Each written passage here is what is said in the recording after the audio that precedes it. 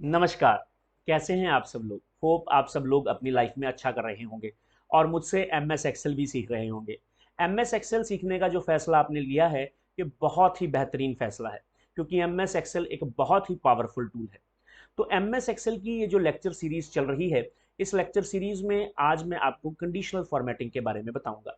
हम ये जानेंगे कि कंडीशनल फॉर्मेटिंग क्या होती है, कंडीशनल फॉर्मेटिंग का इस्तेमाल क्यों होता है, कब होता है, और कंडीशनल फॉर्मेटिंग हमारी ऑफिशियल वर्क में कैसे हेल्प कर सकती है। तो चलिए देर ना करते हुए आज के लेक्चर में कंडीशनल फॉर्मेटिंग को समझते हैं। अभी आपके सामने एम एस एक्सेल की एक फाइल ऑलरेडी ओपन है। देखिए, जो लोग तो स्किलशाला से जुड़े हुए हैं और मेरे लेक्चर्स को रेगुलरली देखते हैं, वो सोच रहे होंगे कि सर हम तो formula, functions and cell references कर रहे थे, आप ये डायरेक्टली वहां से वापस कंडीशनल फॉर्मेटिंग पर कैसे आ गए? देखिए, अगर तो आप मेरे लेक्चर्स रेगुलरली देख रहे हैं तो आपको पता होगा कि मैंने आपको कस्टम फॉर्मेटिंग करवाई थी। कस्टम फॉर्मेटिंग के बाद मैं आपको कंडीशनल फॉर्मेटिंग ही कराना चाहता था, लेकिन मैं आपको लेके चला गया formula, functions and cell referencing में।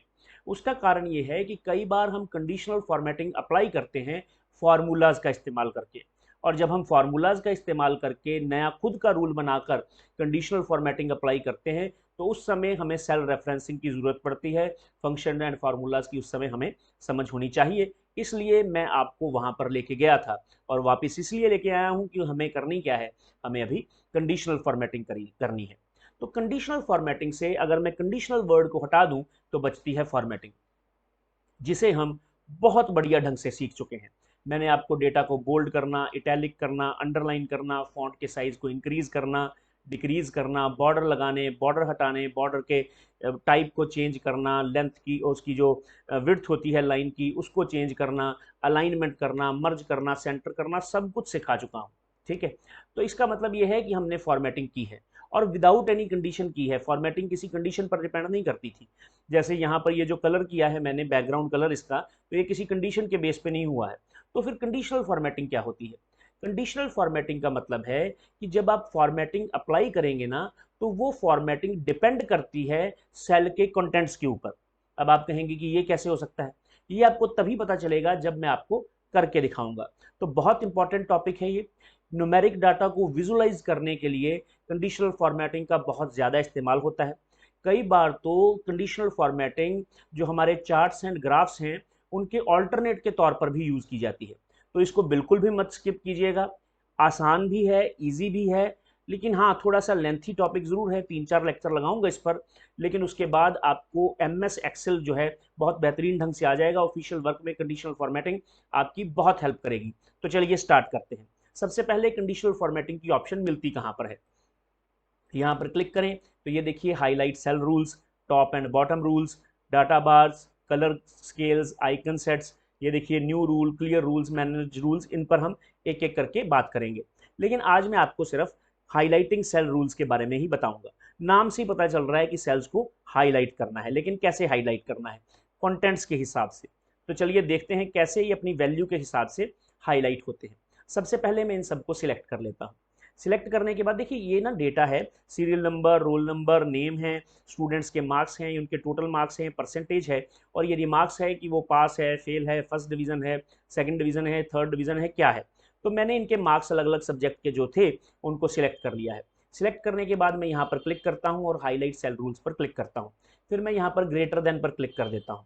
जैसे ही मैं ग्रेटर देन पर क्लिक करूंगा तो आप देखेंगे कंडीशनल फॉर्मेटिंग तो अप्लाई हो गई है। अगर आपकी भी यही डिमांड थी, आप भी यही चाहते थे, तो फिर तो बहुत बेटर है। लेकिन अगर आप ऐसा नहीं चाहते तो फिर क्या करना है? देखिए यहाँ पर 15 लिखा है, तो जो भी सेल्स जिनके कंटेंट्स, जिनके मार्क्स 15 से ज्यादा हैं, वो यहाँ पर क्या हो जाएं? रेड कलर में हो जाएं। उनका लाइट रेड फिल हो जाए विद डार्क रेड टेक्स्ट। ठीक है, ये हो जाए।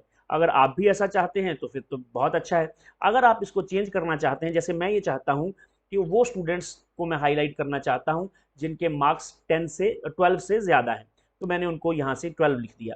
उसके बाद मुझे करना क्या है? मुझे यहाँ से चूज करना है, येलो करूँ, ग्रीन करूँ, लाइट रेड करूं, रेड टेक्स्ट करूं। तो अगर तो आपको इनको इनमें से किसी ऑप्शन को आपको अच्छी लगती है तो आप उसका इस्तेमाल करें, अदरवाइज आप कस्टम फॉर्मेट पर क्लिक कर दें। जैसे ही आप कस्टम फॉर्मेट पर क्लिक करेंगे तो एक जाना पहचाना डायलॉग बॉक्स आपके सामने आ जाएगा। ये फॉर्मेट सेल्स का डायलॉग बॉक्स है, और जब मैंने आपको फॉर्मेटिंग करवाई थी तो इसका हमने भरपूर इस्तेमाल किया।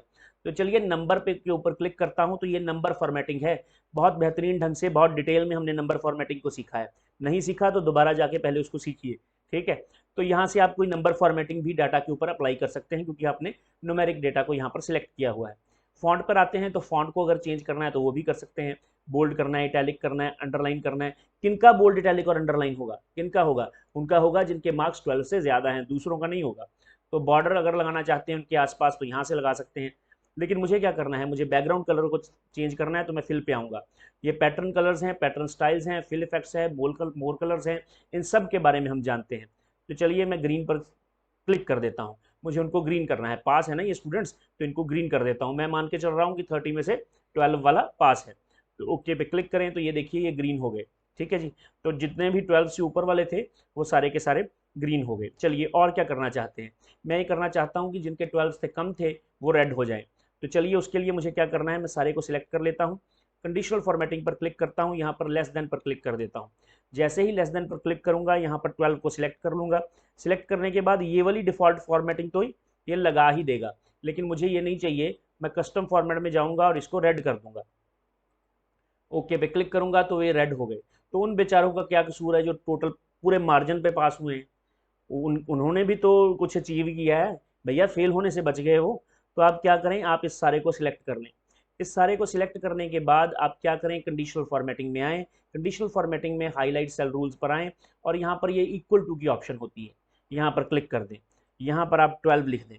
12 लिखने के बाद अब क्योंकि बेचारे पॉइंटों पे पास हुए हैं, तो मैं इनको येलो कलर दे देता हूँ। ओके पे क्लिक करें। ओके पे क्लिक करने के बाद ये 12 मार्क्स वाले जितने भी हैं ये येलो कलर में आ गए। अब इसका फ़ायदा कहाँ कहाँ पे हो सकता है, ये आपको देखना है। मान लीजिए आप किसी ऐसे डिपार्टमेंट में काम करते हैं जहाँ सेल्स का डेटा है, तो अगर सेल्स डाउन जा रही है तो रेड में आ जाए, सेल्स अप जा रही है तो वो ग्रीन में आ जाए, सेल नॉर्मल है जैसे पिछले मंथ थी वैसे इसी मंथ है तो उसको येलो में शो कर दे। आप कहीं ऐसे डिपार्टमेंट में काम करते हैं जहाँ आपको इन्वेंट्री का हिसाब रखना पड़ता है, तो अगर आपकी इन्वेंट्री हाई है तो उस पर्टिकुलर केस में इन्वेंट्री को ग्रीन कर दो, अगर लो जा रही है तो उसको रेड कर दो, अगर नॉर्मल है तो उसको येलो कर दो। ये आपको देखना है कि आपको इसका इस्तेमाल कैसे कर सकते हैं। मैंने अलग अलग एक दो एग्जांपल्स आपको दे दी हैं। अब मान लीजिए ये स्टूडेंट के ना मार्क्स ना गलती से 12 लग गए थे। अब ब्यूटी देखिएगा कंडीशनल फॉर्मेटिंग की, ये 12 मार्क्स इसके गलती से लग गए थे, इसके मार्क्स ज़्यादा हैं, तो मैं इसको 14 कर देता हूँ। एंटर प्रेस करूंगा तो ये देखिए इसने अपना कलर चेंज कर लिया, ठीक है। चलिए अब ओहो इसके मार्क्स 12 नहीं थे, 14 भी नहीं है, ये तो फेल था, इसके मार्क्स तो 10 थे, तो मैं इसको 10 कर देता हूँ। तो ये क्या हुआ, ये रेड हो गया। This is the beauty of conditional formatting, ये कंडीशनल फॉर्मेटिंग की खूबसूरती है। चलिए इसको फिर से सिलेक्ट करते हैं। सिलेक्ट करने पर आपको ये भी आना चाहिए कि इन रूल्स को अगर आप हटाना चाहते हैं तो कैसे हटाएंगे।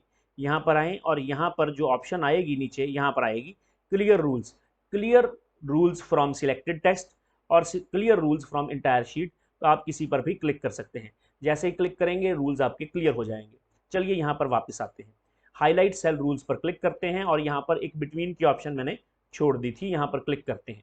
मैं ये चाहता हूँ कि जिन स्टूडेंट्स के मार्क 10 और 20 के बीच में आए हैं, 10 और 20 के बीच में आए हैं, उन पर्टिकुलर स्टूडेंट्स को आप ग्रीन कलर में इस तरह से कर दें। ओके पे क्लिक करें तो ये देखिए इस तरह से आपका डेटा उन स्टूडेंट्स के मार्क्स को आपके सामने कर देगा जो स्टूडेंट्स जो हैं जिनके मार्क्स 10 से 20 के बीच में आए हैं। मैंने ऐसे ही जनरल कंडीशन लेकर इसको आपको समझाया है, ठीक है।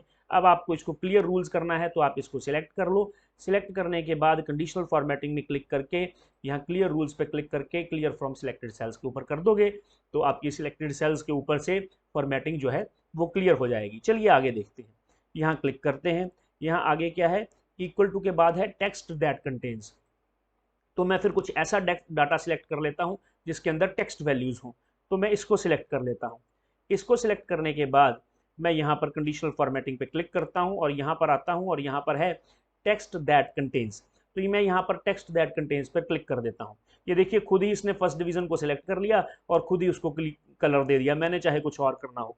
मान लीजिए मैं फर्स्ट डिवीजन वाले को ग्रीन कलर देना चाहता हूँ, तो कस्टम पे जाऊँगा, यहाँ से ग्रीन को चूज़ कर लूँगा, ओके पे क्लिक करूँगा। आप देखेंगे जिनकी फर्स्ट डिवीज़न है वो ग्रीन हो चुके हैं, ओके पे क्लिक कर दूंगा। अब जिनकी थर्ड डिवीज़न है उनको मैंने रेड कलर करना है, तो मैं इसको फिर से सिलेक्ट कर लूँगा।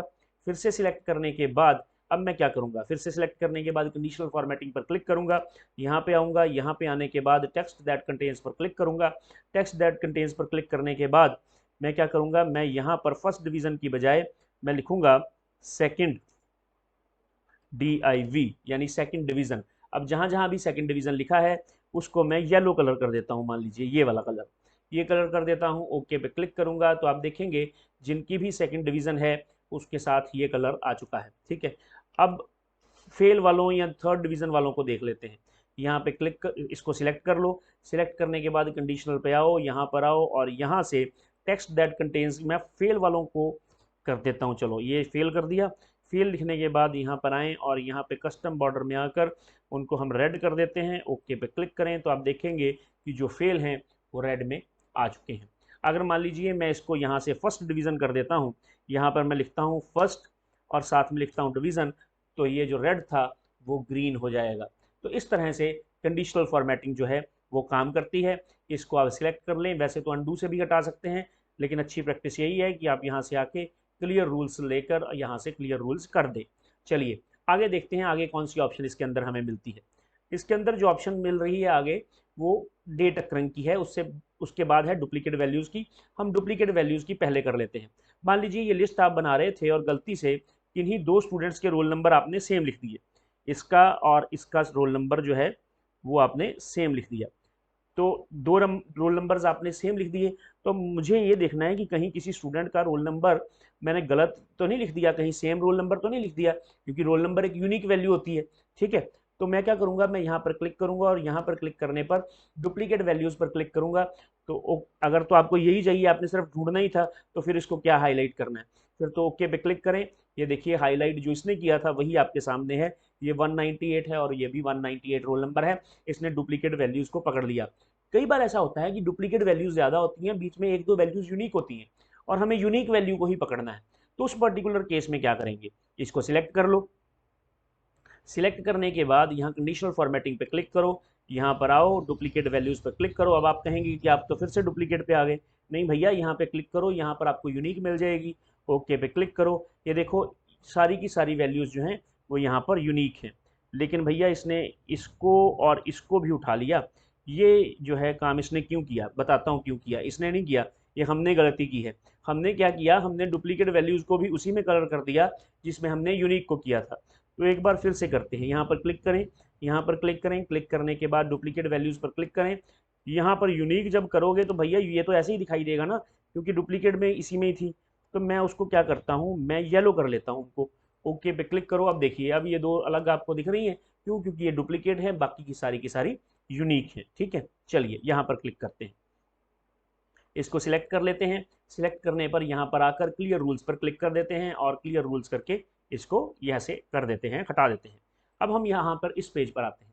मान लीजिए मेरे पास कुछ स्टूडेंट्स की लिस्ट है, उनकी कुछ फीस पेंडिंग है, और ये जो स्टूडेंट्स की फीस पेंडिंग है, टीचर की ड्यूटी या फीस डिपार्टमेंट की ड्यूटी थी कि वो इनको कॉल करें और इनसे पूछें कि इन्होंने फीस जमा करवा दी है, डिपॉजिट करवा दी है, नहीं करवाई, अगर नहीं करवाई तो कब करवाएंगे, अगर करवा दी गई है तो किस डेट को करवा दी गई है, अगर करवाएंगे तो किस डेट को करवाएंगे। मान लीजिए ऐसा डेट से रिलेटेड आपके पास कोई डेटा है, तो उस पर्टिकुलर केस में आप डेट वाली ऑप्शन का इस्तेमाल कर सकते हैं। कैसे, जैसे मैं यहाँ पर क्लिक करूँगा, यहाँ पर क्लिक करूँगा और यहाँ पर डुप्लीकेट वैल्यूज़ के ऊपर है ए डेट अक्रिंग। मान लीजिए वो स्टूडेंट्स मैं ये देखना चाहता हूँ जिन्होंने कल, जो बीत गया कल है, तब फीस जमा करवा दी है, वो कौन कौन से हैं, आप ये भी देख सकते हैं और उनको अलग अलग कलर्स में हाईलाइट भी कर सकते हैं। जैसे मैं येस्टरडे वाला देखना चाहता हूँ, तो येस्टरडे के लिए मैं ओके पे क्लिक करूँगा, तो ये दो स्टूडेंट्स हैं जिन्होंने ये बोला है कि वो कल को फीस जो है वो डिपॉजिट करवा देंगे। ठीक है जी, चलिए आगे देखते हैं। आगे क्या है, यहाँ पर आते हैं। यहाँ पर आने के बाद यहाँ पर डेट अक्रिंग पे क्लिक करते हैं। डेट अक्रिंग पर क्लिक करने के बाद मैं येस्टरडे की बजाय टुडे ले लेता हूँ। तो ये दो स्टूडेंट्स हैं जो ये बोल रहे हैं कि वो आज ही फीस को डिपॉजिट कर देंगे। चलिए उसके बाद टुमारो पर आते हैं। ये स्टूडेंट है जो ये कह रहा है कि वो कल को फीस डिपॉजिट करेगा। डेट्स को हाईलाइट करते जा रहे हैं। ये कुछ स्टूडेंट्स हैं वो कह रहे हैं कि लास्ट 7 डेज वो फीस जो है डिपॉजिट करेंगे। तो ये देखिए लास्ट पिछले 7 दिनों में वो फीस डिपॉजिट कर चुके हैं। ये वो स्टूडेंट हैं जिन्होंने पिछले 7 दिन के बीच बीच में फीस दे दी है। ठीक है, चलिए आगे देखते हैं। लास्ट वीक, कुछ स्टूडेंट्स ऐसे भी हैं जो कहेंगे कि उन्होंने लास्ट वीक ही फीस को पे किया है। दिस मंथ वो स्टूडेंट्स जो इस मंथ फीस को पे कर रहे हैं या कर चुके हैं, ठीक है। तो अभी जो आज की डेट है भैया जी वो है 20 अप्रैल। तो इसने देखो 21 अप्रैल को भी लिया, यानी इसने पूरे के पूरे, मैं मंथ पे था सॉरी, नहीं वीक पे था, तो पिछले लास्ट वीक के बाद है दिस वीक, तो इस वीक को जो फीस जो है वो देंगे। तो नेक्स्ट वीक जो आने वाले हफ्ते में फीस देंगे, नेक्स्ट वीक में फीस देंगे, फिर उसके बाद नेक्स्ट मंथ जो नेक्स्ट मंथ फीस देंगे। ओके पे क्लिक करो, देखो नेक्स्ट मंथ की कोई एंट्री नहीं है मेरे पास, तो इसलिए वो आई नहीं, ठीक है। चलिए यहाँ पर इसको सिलेक्ट करते हैं, मैंने नेक्स्ट मंथ की कोई एंट्री नहीं रखी हुई है नेक्स्ट मंथ की एंट्री तो 12/5 नेक्स्ट मंथ की तो एंट्री है। चलिए देखते हैं क्यों नहीं लिया इसको सिलेक्ट करें, कंडीशनल फॉर्मेटिंग पर क्लिक करें, हाईलाइट सेल रूल्स पर आएँ, डेट अकरिंग पर आएँ और यहाँ पर आकर आप नेक्स्ट वीक लास्ट मंथ यानी प्रीवियस मंथ, हाँ प्रीवियस मंथ था तो प्रीवियस मंथ की वाकई कोई एंट्री मार्च के महीने की है नहीं। दिस मंथ में तो काफ़ी आ जाएंगे। फिर उसके बाद है नेक्स्ट मंथ, तो इसको सिलेक्ट करूंगा, ये देखिए नेक्स्ट मंथ का आ गया, वो तब लास्ट मंथ था इसलिए नहीं आया था, और लास्ट मंथ की एंट्री इसमें कोई है नहीं। चलिए मैं एक एंट्री लास्ट मंथ की ले लेता हूँ, मैं यहाँ पर लिख लेता हूँ 12/5 क्यों लिखूंगा, मैं 12/3 लिखूंगा 2023। तो ये देखो ये सिलेक्ट हुई हुई थी, अपने आप ही हो गई। चलिए देखते हैं, मैं इसको सारे को सिलेक्ट कर लेता हूँ यहाँ से, इस सारे को सिलेक्ट कर लो। सिलेक्ट करने के बाद कंडीशनल फॉर्मेटिंग पर क्लिक करो, यहाँ पर क्लिक करो, डुप्लीकेट वैल्यूज़ की बजाय डेट अकरिंग पर क्लिक करो, ये देखिए येस्टरडे और ये, तो येस्टरडे पे दिखा रहा है ये, मुझे क्या करना है मुझे इसको प्रीवियस मंथ पे लेके जाना है। तो दिस मंथ लास्ट मंथ, तो ये मैं इसको ले जाता हूँ लास्ट मंथ पे, ओके पे क्लिक करेंगे। अब देखो लास्ट मंथ है कहाँ पर, ये देखिए, तो लास्ट मंथ को इसने हाईलाइट कर दिया। बहुत इंपॉर्टेंट टॉपिक है ये और आसान भी है, ये देखिए कितना सिंपल है, इनको पकड़ पकड़ के अप्लाई तो करना है और क्या करना है। अभी हम मोर रूल्स की बात करेंगे, तो यहाँ पर हाईलाइट सेल्स रूल्स के नीचे यहाँ पर मोर रूल्स लिखा हुआ आता है, यहाँ पर क्लिक करें। जब आप हाईलाइट सेल रूल्स के थ्रू मोर रूल्स पर आएंगे तो आपको बाय डिफॉल्ट ये ऑप्शन सिलेक्ट मिलेगी और ये डायलॉग बॉक्स आपके सामने आ जाएगा। हाईलाइट सेल रूल्स में हमने क्या क्या सीखा, हमने ग्रेटर देन को ये ऑप्शन का इस्तेमाल किया, लेस देन की ऑप्शन का इस्तेमाल किया, बिटवीन की ऑप्शन का इस्तेमाल किया, तो ये हमने इस्तेमाल किया इन ऑप्शंस का। क्या इसके अलावा भी ऑप्शंस हो सकती हैं, तो बिल्कुल हो सकती हैं। अगर इक्वल टू हो सकती है ऑप्शन किसी कंडीशन को लगाने की, तो नॉट इक्वल टू भी तो हो सकती है। अगर बिटवीन ऑप्शन हो सकती है कंडीशन की, तो नॉट बिटवीन भी तो हो सकती है। अगर ग्रेटर देन और लेस देन हो सकता है, तो ग्रेटर देन इक्वल टू और लेस देन इक्वल टू भी तो हो सकता है। उसमें क्या प्रॉब्लम है। तो अगर हो सकता है तो एमएस एक्सेल हमें इन ऑप्शंस को जरूर प्रोवाइड करेगा। कहाँ पर मिलेंगी ये देखिए यहाँ पर मिलेंगी। बिटवीन हमने बाहर देखी है, नॉट बिटवीन नहीं थी, नॉट बिटवीन यहाँ पर है। इक्वल टू हमने बाहर देखी है लेकिन नॉट इक्वल टू नहीं थी, नॉट इक्वल टू यहाँ पर है। तो अगर आप इनको इंप्लीमेंट करना चाहते हैं तो आप क्या करें, इसको कैंसिल करके पहले डाटा सिलेक्ट कर लें। तो मैंने डेटा को सिलेक्ट कर लिया। डेटा को सिलेक्ट करने के बाद यहाँ क्लिक करूंगा, हाईलाइट सेल रूल्स में आऊंगा, मोर रूल्स पे क्लिक कर दूंगा, यहाँ पर आऊंगा और यहाँ पर सेल वैल्यू ग्रेटर देन, मुझे क्या करना है, मुझे नॉट बिटवीन का इस्तेमाल करना है। मैं चाहता हूं कि जिनकी वैल्यू 5 और 10 के बीच में नहीं है उनको फॉर्मेट किया जाए, जिनकी वैल्यू 5 और 10 के बीच में नहीं है उनको फॉर्मेट किया जाए, बाकियों को छोड़ दिया जाए। चलिए फॉर्मेट क्या लगाना है, यहाँ से कोई भी कलर ले लेते हैं, यही फॉर्मेट लगा देते हैं। ओके पे क्लिक करेंगे, ओके पे क्लिक करेंगे तो आप देखेंगे जिनकी वैल्यू 5 और 10 के बीच में नहीं है वो आपको फॉर्मेट दिख रहे हैं और बाकी फॉर्मेट नहीं दिख रहे। जैसे 7 की कोई फॉर्मेटिंग नहीं हुई, 10 की, 5 की, 7 की, इनकी, इस 9 की, इस 5 की कोई फॉर्मेटिंग नहीं हुई है। तो इसका मतलब ये है कि आप इन वैल्यूज का इस्तेमाल करके भी, इन नॉट बिटवीन का इस्तेमाल करके भी ये काम कर सकते हैं। तो चलिए यहाँ पर आते हैं और मोर रूल्स पर क्लिक करते हैं। मोर रूल्स पर क्लिक करने के बाद सबसे पहले तो मैं इसको यहाँ से क्लियर रूल्स कर दूँ, यहाँ क्लिक करूँ, हाईलाइट पे यहाँ नीचे जाऊँ, clear rules from entire sheet click कर दूँ। उसके बाद यहाँ पर आते हैं, हाईलाइट रूल्स में जाते हैं और मोर रूल्स पे क्लिक करते हैं, ये हमारे सामने विंडो आ जाएगी। तो अगर आप less than equal to, greater than equal to लगाना चाहते हैं, ये टास्क मैं आपके लिए छोड़ता हूँ, इसको जरूर कीजिएगा, ठीक है। तो चलिए यहाँ पर क्या है, स्पेसिफिक टेक्स्ट। अगर आप किसी स्पेसिफिक टेक्स्ट को हाईलाइट करना चाहते हैं या फॉर्मेटिंग लगाना चाहते हैं, किसी खास डेट के ऊपर फॉर्मेटिंग लगाना चाहते हैं, तो डेट अकरिंग वाला तो हमने बाहर किया ही है, वही सेम है। Blanks and non blanks, errors and non errors, ये आपके लिए न्यू है, ये करके देखते हैं। पहले स्पेसिफिक टेक्स्ट वाला कर लेते हैं, कैंसिल करें इसे, यहाँ पर इसको सिलेक्ट कर लें। सिलेक्ट करने के बाद अब आप यहाँ पर कंडीशनल फॉर्मेटिंग में जाएं, यहाँ पर आएँ, मोर रूल्स पर क्लिक करें। क्लिक करने के बाद यहाँ पर स्पेसिफिक टेक्स्ट में आ जाएं। स्पेसिफिक टेक्स्ट में मैं क्या लिखना चाहूँगा, स्पेसिफिक टेक्स्ट में मैं यहाँ पर लिख देता हूँ फर्स्ट डिवीजन। ठीक है, तो मैं क्या लिखता हूँ, फर्स्ट डिवीजन। मैं यहाँ पे फर्स्ट डिवीजन लिख देता हूँ। आप यहाँ पर क्लिक करेंगे ना तो यहाँ से भी आप डायरेक्टली सिलेक्ट कर लेते हैं, सकते हैं, ज़रूरी नहीं है कि आपको यहाँ टाइप ही करना होगा। मैं अगली बार करके दिखा देता हूँ आपको। फॉर्मेट पर क्लिक करें, फॉर्मेट पर क्लिक करने के बाद यहाँ क्लिक कर लें। मैं चाहता हूँ कि जो जिनकी फर्स्ट डिवीज़न है वो ग्रीन में आए। ओके पे क्लिक करें तो आप देखेंगे कि फर्स्ट डिवीज़न वाले ग्रीन हो चुके हैं।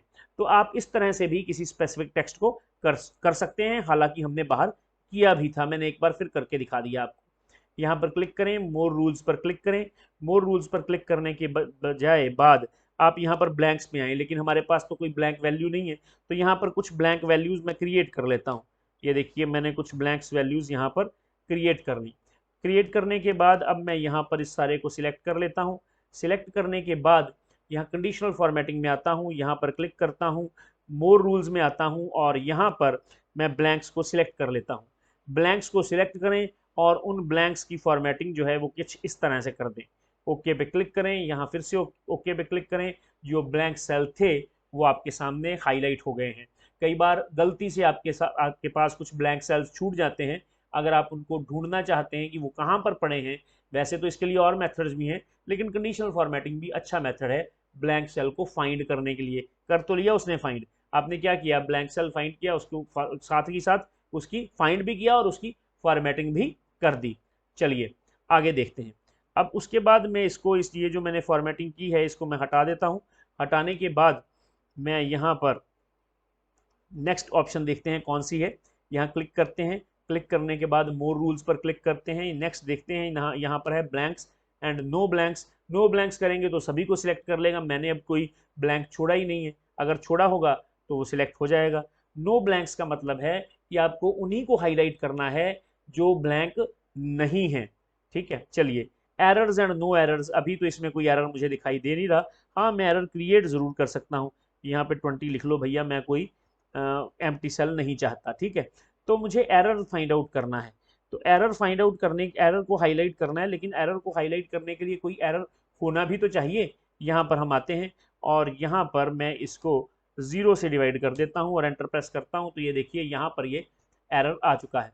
तो इस तरह से एरर जो हैं वो हमारे सामने आते हैं। ये एक एरर है, टाइप्स ऑफ एरर्स भी होती हैं, काफ़ी तरह के एरर्स हैं, एक एक करके कभी मैं इसके बारे में बात करूंगा और आपको सभी एरर्स को डिटेल में समझाऊंगा। तो फिलहाल आप ये समझें कि ये डिवीजन का एरर है, एरर के आगे हमेशा हैश लगा रहता है। ठीक है, कुछ वैल्यू के एरर्स होते हैं, कुछ नेमिंग एरर्स होते हैं, तो यहाँ पर हमने डिवीजन का एरर लगा, मतलब हमारे पास आया है क्योंकि हमने किसी भी नंबर को 0 से डिवाइड करने की कोशिश की है। तो देखते हैं क्या इस एरर को हाईलाइट किया जा सकता है या नहीं। उसके लिए आपको क्या करना है, या तो आप पूरी शीट को, पूरी की पूरी डाटा रेंज को सिलेक्ट कर लें, या फिर इसी रो को सिलेक्ट कर लें, कॉलम को सिलेक्ट कर लें, आपकी मर्जी है। उसके बाद आप क्या करें, यहाँ पर आएँ, यहाँ पर आने के बाद हाईलाइट सेल रूल्स पर आएँ, उसके बाद आप यहाँ पर मोर रूल्स पर क्लिक करें, यहाँ पर आप एरर्स पर क्लिक कर दें। एरर्स पर क्लिक करने के बाद यहाँ पर आएँ और जहाँ पर आपको एरर दिखता है वहाँ आप उसकी बैकग्राउंड कलर को रेड कर दें। ओके पे क्लिक करें, यहाँ ओके पे क्लिक करें तो आप देखेंगे कि इसकी बैकग्राउंड रेड हो चुकी है।